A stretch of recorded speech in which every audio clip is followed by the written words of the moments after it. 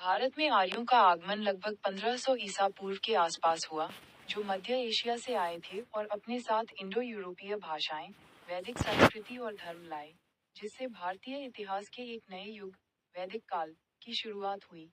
हालांकि उनके आने की सटीक प्रकृति, आक्रमण या प्रवास, पर विद्वानों में मतभेद है और हालिया डीएनए शोध, आक्रमण के सिद्धांत पर सवाल उठाते हैं और आर्यों को भारत का ही मूल निवासी बताते हैं, जो बाहर फैले। आगमन का समय और स्थान। समय 1800-1500 ईसा पूर्व के बीच माना जाता है।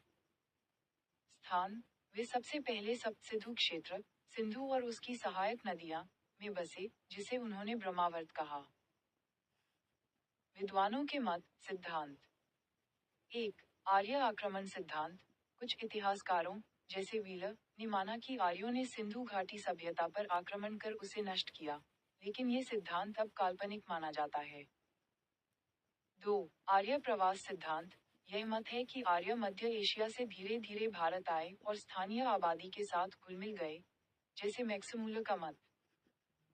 और 3. Out of India theory. Bharat से बाहर प्रसार।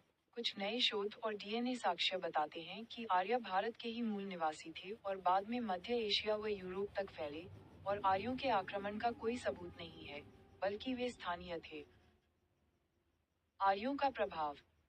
1. भाषा। इंडो यूरोपीय भाषाओं, संस्कृत की पूर्ववर्ती, का प्रसार हुआ, जिससे आधुनिक भारतीय भाषाओं का विकास हुआ। 2. संस्कृति। वैदिक सभ्यता की नींव रखी, जिसमें अग्नि पूजा, अश्व केंद्रित जीवन शैली और सामाजिक पदानुक्रम, वर्ण व्यवस्था, शामिल थे। और 3. धर्म वेदों की रचना हुई, जो हिंदू धर्म का आधार बने। आधुनिक शोध, राखीगढ़ी डीएनए। राखीगढ़ी में मिले 4500 साल पुराने कंकालों के डीएनए में आर्य जीन R1A1 नहीं मिला, जो उत्तर भारतीयों में पाया जाता है, जिससे आर्यों के बाहर से आने या आक्रमण करने का सिद्धांत कमजोर हुआ है।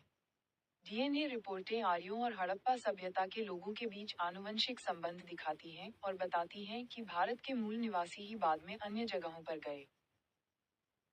संक्षेप में, आर्यों का भारत आगमन एक जटिल और विवादास्पद विषय है, लेकिन वे भारतीय संस्कृति और समाज के विकास में एक महत्वपूर्ण कड़ी थे, चाहे वे बाहर से आए हों या यहीं के मूल निवासी हों।